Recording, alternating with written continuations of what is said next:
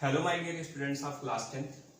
Now today I am going to discuss the very important chapter which is called light.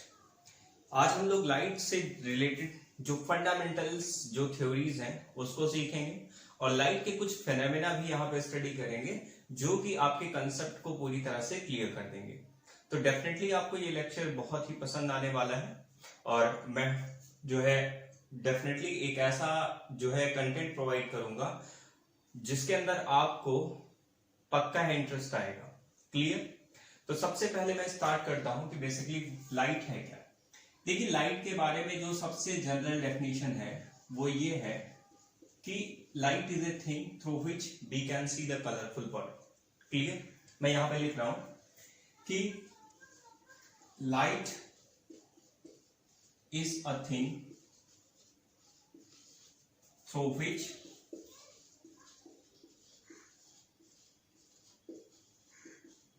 we can see the colorful world। ठीक है, तो एक ऐसा medium, ठीक है, जिसकी हेल्प से हम क्या करते हैं, कलरफुल वर्ल्ड को हम देख सकते हैं, that is specific light. But actually क्या है कि आप लोग क्लास 10th में पढ़ते हो तो 10th के अकॉर्डिंग क्या होगा कि भाई डेफिनेशन को थोड़ा सा मॉडिफाई करना पड़ेगा। It means modification is necessary in the definition of light. देखो लाइट की जो स्टार्टिंग होती है बेटा वो क्या है कि लाइट को ऐसा मानते हैं कि लाइट क्या है, एक इलेक्ट्रोमैग्नेटिक वेव है। क्या है? Electromagnetic wave. क्लियर? तो अगर लाइट इलेक्ट्रोमैग्नेटिक वेव है जिसकी जो रेंज होती है वो कहां से कहां लाई करती है, जो इसका रेंज होता है वो लाई करता है 400 नैनोमीटर टू 700 नैनोमीटर। क्लियर? तीसरी बात क्या है कि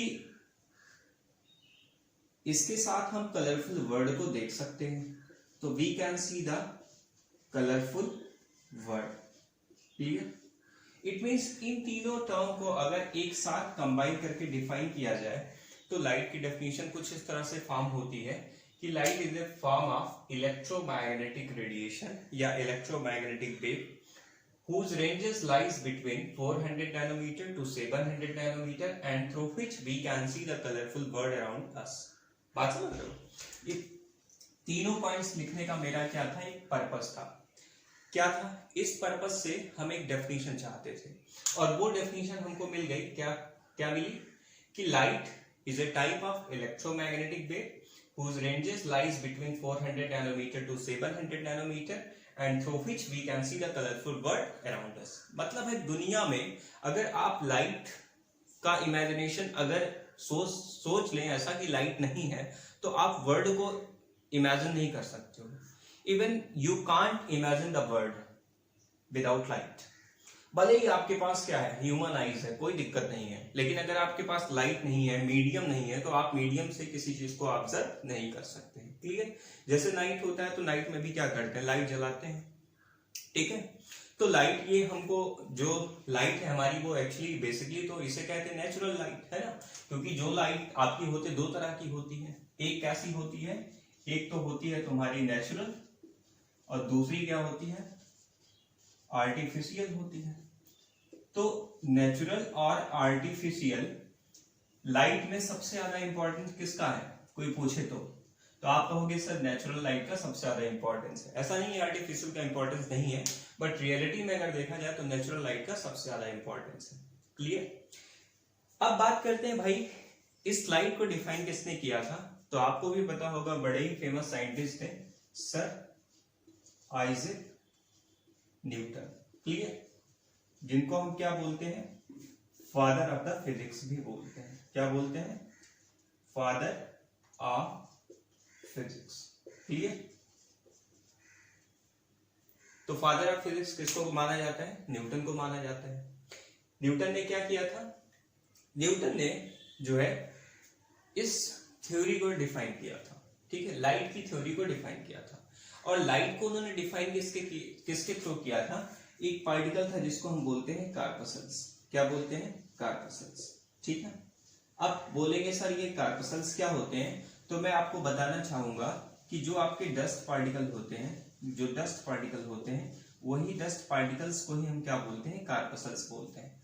अप्रोक्सीमेटली उसको नहीं बोलते, बल्कि उसी के जैसा होता है। ठीक है, टाइनी पार्टिकल्स होते हैं, बहुत छोटे छोटे पार्टिकल्स होते हैं, जब लगभग डस्ट की पार्टिकल्स के बराबर होते हैं, इस वजह से इसको हम बोलते हैं कार्पसल्स। तो कार्पसल्स की थ्योरी जो थी वो आपकी बड़ी इंपॉर्टेंट थ्योरी है, और न्यूटन ने इन्हीं कार्पसल्स को मान के ही क्या किया है? बाकी सारे फेनोमेना को एक्सप्लेन किया है। ठीक है, तो अब पूछेंगे सर क्या कार्पसल्स थ्योरी के अलावा भी कोई थ्योरी थी? तो एक थ्योरी और थी जो कि हमारी वेव थ्योरी के नाम से जानी जाती है। ठीक है, तो लाइट की दो थ्योरीज बड़ी फेमस है, एक तो हमारा कार्पसल्स और दूसरा हमारा क्या है? वेव थ्योरी है। अब वेव थ्योरी बेटा इसको किसने किया था? वेव थ्योरी के मैं बता दूं आपको, क्रिस्टियानो हाइगेन्स साइंटिस्ट थे। कौन से साइंटिस्ट थे? क्रिस्टियानो हाइगेन्स। ठीक है, CRISTIANO, क्रिस्टियानो, HUYGENS। तो क्रिस्टियानो हाइगेन्स ने किसको दिया था? वेव थ्योरी को दिया था। और सर आइजैक न्यूटन ने किसको दिया था? कार्पसल्स थ्योरी को दिया था। ठीक है, तो यहाँ पे हम लोग क्या करते हैं? बेसिकली कार्पसल्स थ्योरी की ही स्टडी करेंगे। ठीक, अच्छा एक बात बता दूं मैं थोड़ा सा, ये जो रेंज था बेटा, एक एक्स्ट्रा नॉलेज ले लीजिए, इस रेंज की डिस्कवरी की थी डच फिजिसिस्ट बामर ने की थी। किसने की थी? डच फिजिसिस्ट बामर ने की थी। ठीक, आप आगे चल के पढ़ोगे, और इस रेंज को हम क्या बोलते हैं? विजिबल रेंज बोलते हैं। क्या बोलते हैं बेटा? विजिबल रेंज बोलते हैं। ठीक है, ये कैसा रेंज है? विजिबल रेंज है। और इसमें विजिबल रेंज में कौन से कलर आते हैं? तो मैं आपको बता दूं, विबग्योर आता है। क्या आता है? विबग्योर। समझ गए? वही इंद्रधनुष वाला। ठीक है, रेनबो वाला। ठीक, तो इसका मतलब है विबग्योर का मीनिंग क्या है? वी से वाइट, आई से इंडिगो, बी से ब्लू, जी से ग्रीन, वाई से येलो, ओ से ऑरेंज, आर से रेड। ठीक है, तो इतनी बात आपको समझ में आ गई आई थिंक, कि आपको जो भी चीजें थी, जो फंडामेंटल्स थे लाइट के डेफिनेशन से रिलेटेड, वो आपको कंसेप्ट क्लियर हो गया होगा। ठीक है, अब हम बात करते हैं बेटा लाइट के जो फेनोमेना होते हैं। ठीक है, तो मैं क्या करूंगा कि कुछ फेनोमेना लाइट का आपको बताता हूं, और उसके बाद एक दो फेनोमेना को हम समझेंगे भी, है ना। उसमें से कुछ सिलेबस में है और कुछ आउट ऑफ सिलेबस है। क्लियर? तो जैसे सबसे पहले बेटा अगर हम बात करें, तो जो पहला फेनोमेना है हमारा, वो है रिफ्लेक्शन का। किसका? रिफ्लेक्शन का। ठीक, दूसरा जो फेनोमेना है वो हमारा किसका है? रिफ्रैक्शन का। ठीक है, मतलब पहला रिफ्लेक्शन है, दूसरा रिफ्रैक्शन है, तीसरा आपका क्या है? तीसरा आपका है डिस्पर्सन। क्या है बेटा? डिस्पर्सन। क्लियर? चौथा क्या है बेटा? चौथा हमारा है स्कैटरिंग। क्या है? स्कैटरिंग। ठीक, पांचवा हमारा क्या है? पांचवा है हमारा बेटा, very important, very very important, पांचवा आप कह सकते हो। ठीक है, डिफ्रैक्शन। क्या है? डिफ्रैक्शन। ठीक, छठवां क्या है बेटा? इंटरफेरेंस है। क्या है? इंटरफेरेंस है। और सातवां हमारा क्या है? तो सातवां बेटा हमारा है पोलराइजेशन। क्या है? पोलराइजेशन। क्लियर? तो इसका मतलब हमारे पास total how many phenomenas are there in our light?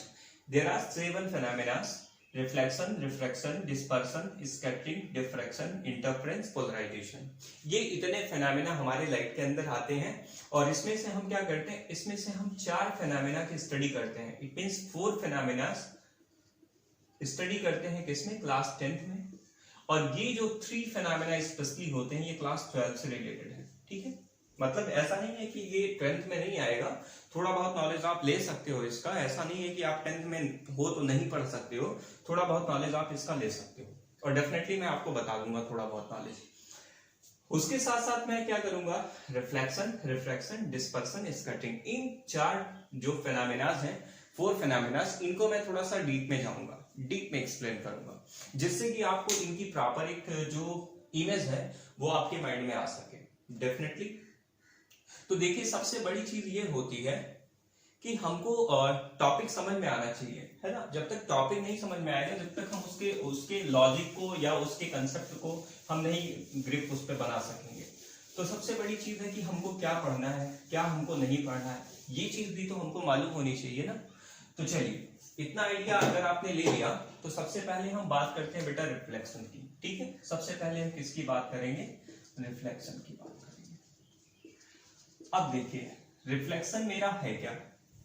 देखो रिफ्लेक्शन में एक छोटी सी चीज मैं बताना चाहूंगा कि रिफ्लेक्ट करना मीन्स होता है कोई भी चीज आपके पास, ठीक है, स्ट्राइक करके आ जाए। कह रहे नहीं हो कि वहां पे यार ये देखो यहाँ पे रिफ्लेक्शन हो रहा है, ये चीज रिफ्लेक्ट हो रही है। ठीक है, तो रिफ्लेक्शन की मीनिंग वही है कि जब भी कोई लाइट किसी सरफेस से स्ट्राइक करती है और स्ट्राइक करने के बाद वो उसी मीडियम में बाउंस बैक हो जाती है, तो उस फेनोमेना को हम क्या बोलते हैं, रिफ्लेक्शन बोलते हैं। ठीक है, जैसे ये लाइट आई इस बोर्ड पे पड़ी, बोर्ड से रिफ्लेक्ट हो गई, तो बोर्ड से रिफ्लेक्ट हो गई इसीलिए इसका नाम रख दिया गया रिफ्लेक्शन। तो रिफ्लेक्शन क्या है, यहां पे एक छोटा सा टर्म है, ठीक है, मैं डिफाइन करूंगा, bouncing back of light, bouncing back of light after striking the surface, after striking the surface into the same medium, into the same medium, यही है हमारा रिफ्लेक्शन। इट मीन्स रिफ्लेक्शन को अगर हम प्रॉपरली डिफाइन करें तो reflection की definition है bouncing back of light after striking the surface into the same medium, मतलब जिस मीडियम में वो आई थी उसी मीडियम में वापस चली जाए।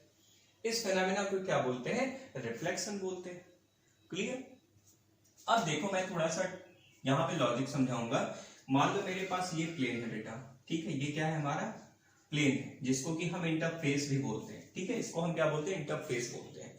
इंटरफेस क्या होता है, दो मीडिया को सेपरेट करता है, तो बेसिकली हम बोल देते हैं ये प्लेन है। ठीक, अब प्लेन पे क्या है, एक पॉइंट यहाँ पे मैंने सेलेक्ट किया और यहां से मैंने दिखाया कि एक रे यहां से आ रही है, स्ट्राइक कर रही है। ठीक है, इस जगह पे स्ट्राइक कर रही है, तो यहां से हमने यहाँ पे एक लाइन परपेंडिकुलरली ड्रा कर दिया और इसे परपेंडिकुलरली ना बोल के बल्कि इसको क्या बोलते हैं, नॉर्मल बोलते हैं। क्या बोलते हैं, इसको हम नॉर्मल बोलते हैं। ठीक है, नॉर्मल और परपेंडिकुलर में डिफरेंस है।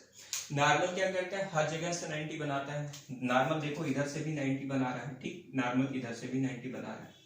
ठीक, लेकिन परपेंडिकुलर क्या होगा बेटा, परपेंडिकुलर ये देखो यहाँ पे क्या होगा, परपेंडिकुलर सिर्फ दो लाइंस के बीच में बनता है। ठीक है, यही डिफरेंस है दोनों में। अब बात करते हैं कि ये जो लाइट स्ट्राइक करती है, दैट रे will be called incident ray. भाई ये रे है तो ये स्ट्राइक कर रही है, इसलिए इसको क्या बोलेंगे, इंसिडेंट रे बोलेंगे।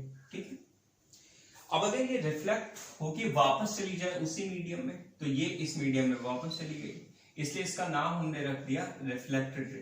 क्या रख दिया, रिफ्लेक्टेड रे रख दिया। अब यहाँ पे एक एंगल बन रहा है, ये देखो ध्यान से, इसको हम बोलते हैं एंगल ऑफ इंसिडेंस और इसको हम क्या बोलते हैं, एंगल ऑफ रिफ्लेक्शन। तो इसको हम क्या बोलेंगे बेटा, एंगल ऑफ इंसिडेंस।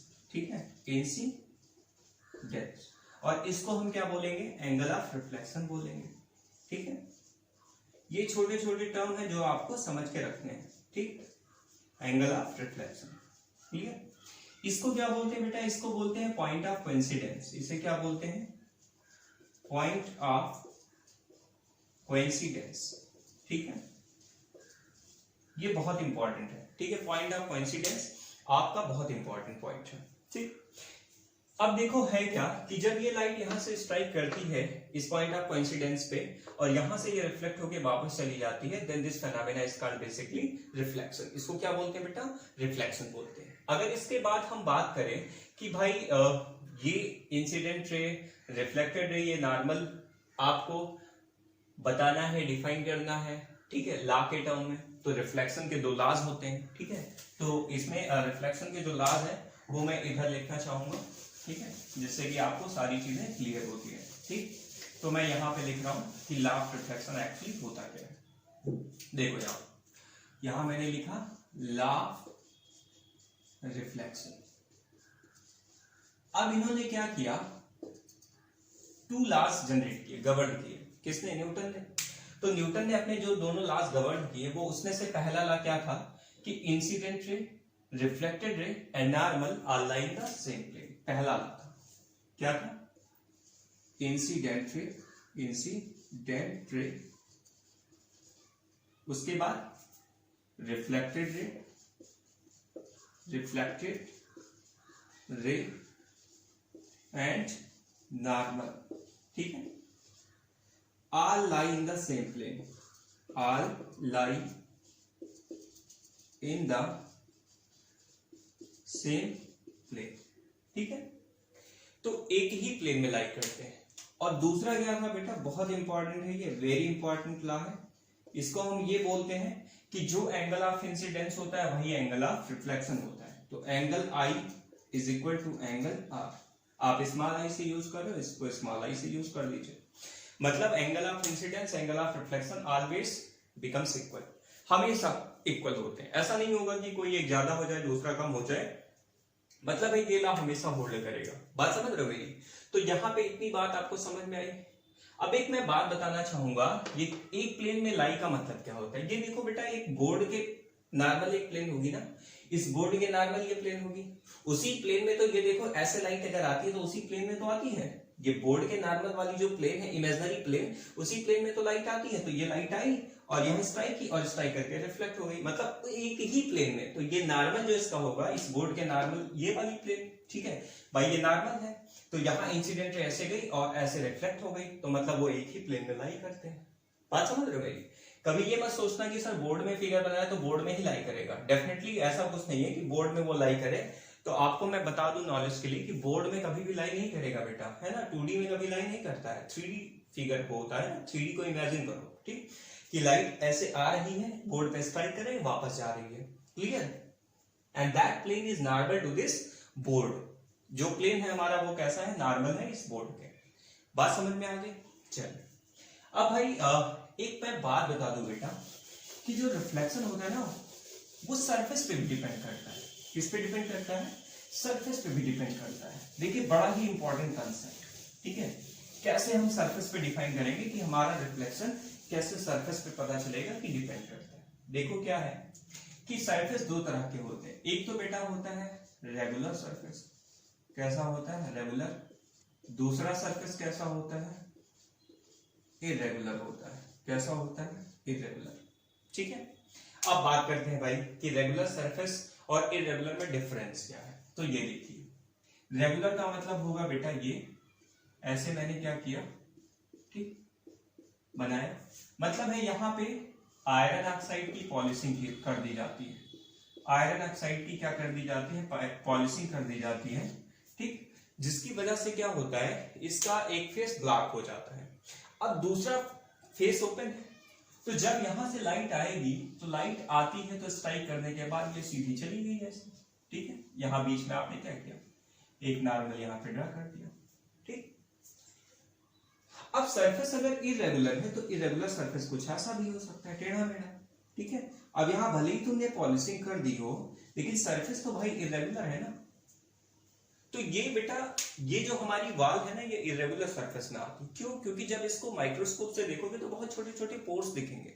इसी तरह से ये बोर्ड भी परफेक्टली रेगुलर सरफेस नहीं है, ठीक है। आपको भले ही दिख रहा हो रेगुलर कि प्लेन है, सब कुछ है, लेकिन यहाँ पे पोर्स दिखेंगे। अगर एक माइक्रोस्कोप से देखोगे पोर दिखेगा, मतलब इवन माइक्रोस्कोप से देखें और पोर ना दिखे, then that surface will be called regular surface. बात समझ रहे हो मेरी? तो अब ये टेढ़ा मेढ़ा सरफेस है, ठीक, कुरकुरे, समझ ही रहे हो, है ना, बहुत खाते हो तुम लोग। तो उसी तरह हमारा क्या है, सरफेस है। अब कुछ लोगों का कहना होगा कि सर क्या रिफ्लेक्शन जो होता है उसका रूल यहाँ फॉलो होता है? चलिए मैं दिखाता हूं आपको। यहाँ पे ये बेटा क्या होगा, यहाँ पे स्ट्राइक करेगा, तो यहाँ पे हमने इस सरफेस पे नॉर्मल ड्रा किया, तो इसका नॉर्मल कुछ इस तरह से बनेगा, ठीक है भाई। ये नॉर्मल है और इस नॉर्मल से रिफ्लेक्टेड रे ऐसा, तो ये एंगल ऑफ इंसिडेंस, ये एंगल ऑफ रिफ्लेक्शन है, ठीक। मैं आपको बता दूं नॉलेज के लिए कि लॉ ऑफ रिफ्लेक्शन चाहे सरफेस इरेगुलर हो और चाहे सरफेस रेगुलर हो, दोनों के केस में लॉ ऑफ रिफ्लेक्शन डैमेज नहीं होता है। अगर लॉ ऑफ रिफ्लेक्शन आपने डैमेज कर दिया तो डेफिनेटली आपका जो लॉ है वो गलत हो गया, मतलब आपने वहां पे गलती कर ली। तो माइंड में रखना है कि सरफेस में भी रेगुलर और irregular, and the law of reflection will hold on both the cases, दोनों के केस में क्या होगा, लॉ ऑफ रिफ्लेक्शन आपका होल्ड करेगा। अगर ऐसा नहीं है तो आपने कहीं ना कहीं गलती कर दी, आपने कहीं ना कहीं डेफिनेटली गलती कर दी है। अब हम बात करते हैं कि भाई सबसे ज्यादा इंपॉर्टेंस अगर आपकी लाइफ में है तो किसका है भाई, इरेगुलर सरफेस का है, रेगुलर सरफेस का है। तो चलिए इसको एक एग्जांपल के थ्रू क्लियर करते हैं। मान लीजिए कि ये कैंडल है बेटा, ठीक है, और यहाँ पे इस कैंडल को आपने क्या किया, ठीक, जला दिया, चलो अच्छा कैंडल बन गया, ठीक, ये देखो और अच्छा हो गया। अब यहाँ पे क्या हो गया, सरफेस ले लिया और सरफेस कैसा है मेरा, रेगुलर है, ठीक। अब यहाँ पे बेटा जब पैरेलल बीम ऑफ लाइट यहाँ पे पड़ेगी, पैरेलल बीम ऑफ लाइट यहाँ पे स्ट्राइक कर रही है, तो आपने क्या किया, यहाँ से भैया एक नॉर्मल ड्रा कर दिया, यहाँ से क्या किया, एक नॉर्मल ड्रा कर दिया, यहाँ से क्या किया, एक नॉर्मल, और तीनों को आपने क्या किया, ऐसे बना दिया, ठीक, ये, और यहाँ पे अपनी आईज को प्लेस कर लिया, ठीक, अपनी आईज को प्लेस कर लिया। अब आप पूछेंगे सर इसमें तो लाइट बिल्कुल पैरेलल आ गई, जैसे आई थी वैसे आ गई मेरे पास, कोई दिक्कत नहीं है। इस कैंडल को हम बोलते हैं हमारा सोर्स है, क्या है ये हमारा कैंडल, हमारा किसका काम करेगा, सोर्स का काम करेगा, ठीक। अगली बात, अगली सिचुएशन, यहाँ देखिए इसको मैं बना रहा हूँ, ध्यान से देखिएगा। यहाँ पे मैंने सेम कैंडल बनाया, ठीक है, सेम कैंडल मैंने बनाया, और मुझसे एग्जैक्टली वैसा नहीं बनेगा, लेकिन ये आप समझिएगा कि वहां पे क्या है, सेम है, ठीक, ये हमारा कैंडल है। अब यहाँ मेरा सरफेस बेटा इरेगुलर सरफेस है, ठीक, यहाँ सरफेस कैसा है, इरेगुलर सरफेस है, ठीक। अब अगर लाइट यहाँ पे पड़ेगी तो एक लाइट यहाँ पड़ी, बीम ऑफ लाइट यहाँ, दूसरी यहाँ पड़ी और तीसरी यहाँ पड़ी, ठीक। अब आप देखिए तीनों के लिए जो नॉर्मल होगा बेटा अलग अलग होगा ना, देखो ध्यान से, अगर मैं यहाँ पे नॉर्मल बनाऊंगा तो ये नॉर्मल कुछ इस तरह बनेगा, यहाँ मैं नॉर्मल बनाऊंगा तो ये नॉर्मल कुछ इस तरह बनेगा, और यहाँ अगर मैं बनाना चाहूंगा तो ये इस तरह बनेगा। तो अब यहाँ पे क्या होगा, लॉ ऑफ रिफ्लेक्शन अगर होल्ड करेगा तो ये लाइट कुछ ऐसी आएगी, ठीक है, और ये लाइट कुछ यहाँ पे ऐसी जाएगी, आपको भी पता है, और एक लाइट यहाँ पे ऐसी आएगी, ठीक। तो आप देखो यहाँ पे आपने आइस प्लेस की, अब आप क्या देख रहे हो कि आपको यहाँ पे जो रेज है वो कैसी है, इरेगुलर है, ठीक है, मतलब उनका जो रिफ्लेक्शन हो रहा है वो प्रॉपर नहीं हो रहा है, इम्प्रॉपर हो रहा है। तो जिसकी वजह से यहाँ पे आपको क्या होगा बेटा, यहाँ पे ये वाला सरफेस दिखेगा, ये हमारा क्या है, सरफेस है, तो हमें क्या दिखेगा, सरफेस दिखेगा। बट यहाँ ऐसा रेगुलर के केस में ऐसा नहीं होगा, रेगुलर के केस में आपको सोर्स दिखेगा, यहाँ पे क्या दिखेगा, सोर्स दिखेगा, ठीक है। इससे ये क्लियर होता है कि एक चीज हमको सोर्स दिखा रहा है, दूसरा हमको सरफेस दिखा रहा है। और दुनिया में हम अपनी चीजों को देखने के लिए, हम अपनी आईज को सबसे ज्यादा किसके लिए यूज करते हैं, देखने के लिए, जाहिर सी बात है हम अपने आसपास के सराउंडिंग्स को ही देखेंगे, कलरफुल वर्ल्ड को ही देखेंगे, ठीक है, ना कि हम सोर्स को देखेंगे, ठीक। तो इसलिए मेरा ये कहना है कि सबसे ज्यादा इंपॉर्टेंस हमारा किस रिफ्लेक्शन का है, इरेगुलर वाले का। रेगुलर वाले रिफ्लेक्शन का उतना इंपॉर्टेंस नहीं है। तो रेगुलर वाले रिफ्लेक्शन का मतलब है कि हो देन इट्स ओके, कोई दिक्कत नहीं, कहीं कहीं होता है, ठीक। तो जहां होगा वहां हमको सोर्स दिखेगा, और जहां इरेगुलर होगा वहां सरफेस दिखेगा, और हमें सरफेस देखना है तो मोस्टली जो भी चीजें बनाते हैं उसमें क्या करते हैं, अब समझ गए होंगे आप, सरफेस को इम्प्रॉपर क्यों रखते हैं, ठीक है। तो इस तरह से हमारा एक छोटा सा पार्ट बेटा ओवर हो गया, जिसको कि हम रिफ्लेक्शन बोलते हैं। बाकी हम नेक्स्ट वीडियो में डेफिनेटली आपको रिफ्लेक्शन से रिलेटेड कुछ फंडे बताएंगे, और उसके साथ साथ कुछ आपको न्यूमेरिकल रिफ्लेक्शन के भी करवाएंगे, ठीक है, जिसमें हम लेटरल इन्वर्जन का भी कॉन्सेप्ट यूज करेंगे। Thank you students.